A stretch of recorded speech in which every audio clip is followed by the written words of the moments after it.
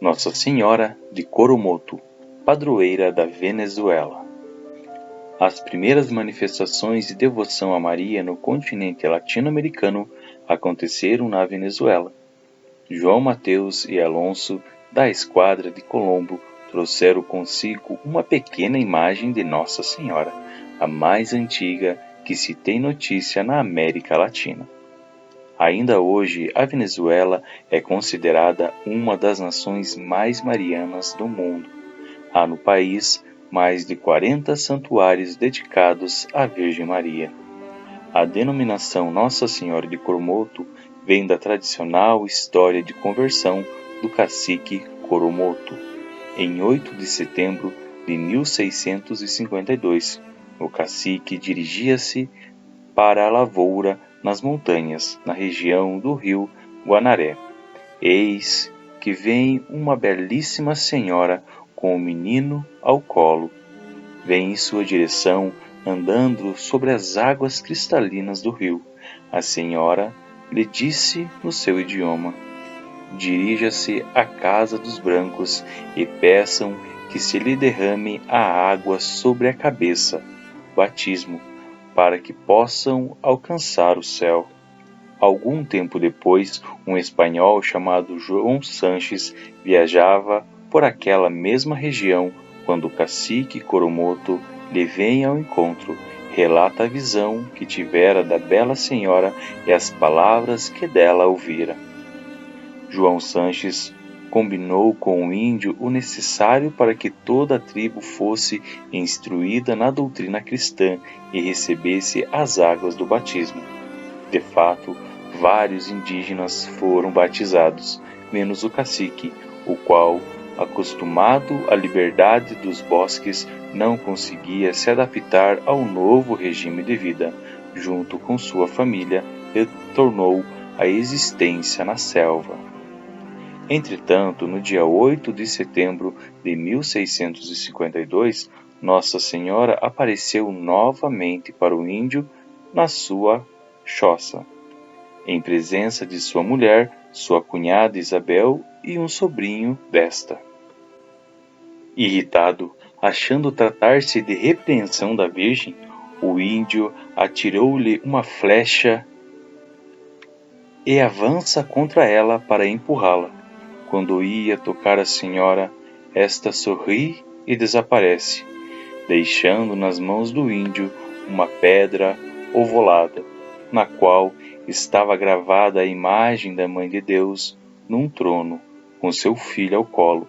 A brilhante senhora desapareceu, deixando na mão do chefe da tribo sua diminuta imagem.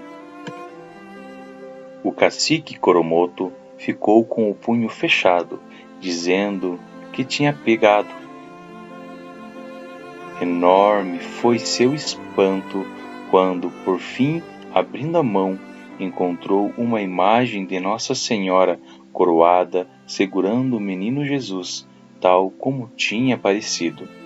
Naquele instante, começou uma grande história de favores e milagres, de devoção e expansão da fé na Venezuela. O sobrinho da cunhada Isabel saiu correndo para avisar a João Sanches do sucedido. Este, com mais 2 companheiros, dirigiu-se ao local da aparição e recolheu a preciosíssima relíquia. Essa relíquia é até hoje venerada na Basílica de Guanaré, conservada no relicário ao seu lado. No dia seguinte, acompanhado por alguns dos seus índios, o cacique tentou uma fuga para os montes. Contudo, ao embranhar pelo bosque, foi mordido por uma cobra venenosa. Vendo-se mortalmente ferido e conhecendo nisto um castigo do céu pela péssima conduta que tivera diante da excelsa senhora, começou a se arrepender, suplicando em altas vozes que lhe administrassem o santo batismo. A divina Maria, que tanto fizera pela conversão dos índios e seu cacique, ela, canal de todas as graças, alcançou para o moribundo, a regeneração pelas salvadoras águas do batismo. Por especial providência de Deus, passava por ali um católico da cidade de Baranias, que imediatamente o batizou. O cacique recomendou aos índios que se mantivessem com os braços em meio às acerbas dores, rendeu o último suspiro. Na década de 1920, a devoção se difundiu e se intensificaram as peregrinações a Guanaré, onde foi edificado seu templo. Atualmente, pode-se afirmar que não existe um só templo católico venezuelano que não possua uma imagem de Nossa Senhora de Coromoto. Sempre amada e homenageada pelos fiéis, foi declarada padroeira da Venezuela em 1944 pelo Papa Pio XII. Hoje é muito concorrido pelos peregrinos o Santuário de Nossa Senhora de Coromoto, cuja festa litúrgica celebra-se no dia 8 de setembro, que é também dia da Natividade de Nossa Senhora. As análises científicas da relíquia. A imagem é mínima, mede só 2,5 centímetros de altura por 2 centímetros de largura. Após 357 anos da aparição, nunca foi objeto de nenhuma análise nem restauração.